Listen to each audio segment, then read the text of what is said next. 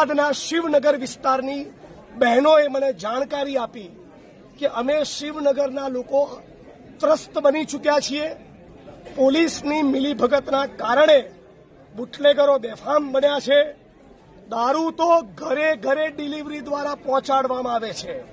ફક્ત અડ્ડા નહીં, થરાદના શિવનગર વિસ્તારમાં દારૂની હોમ ડિલિવરી કરતી હોવાની મીડિયા અને એસપીની ઉપસ્થિતિમાં થરાદની બહેનોએ ફરિયાદ કરી.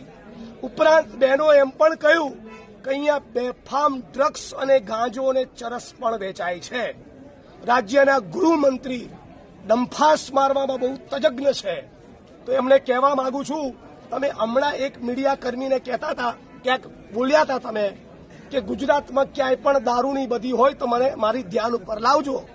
તો અહીંયા આવો ઊંધા પડો એટલે ખબર પડે કે શિવનગરની બહેનોને તમે કેટલી રંજાડી છે. હવે જિલ્લા પોલીસ વડાએ આજે બાહેધરી આપી છે કે આવનારા ટૂંક સમયમાં ફરી તમારે જિગ્નેશભાઈએ ફરિયાદ માટે આવવું નહીં પડે, ફરી બહેનોએ ફરિયાદ કરવી નહીં પડે. ફરી જો મારે અહીં આવવું પડશે તો આનાથી વધારે ઉગ્ર સ્વરૂપ ધારણ કરીશ. કોકને સસ્પેન્ડ કરાયા વગર ઊભો નહીં થવું. અને થરાદની જનતાનું મને જનસમર્થન છે. શિવનગરનો એક એક માણસ મારી જોડે લડવા તૈયાર છે.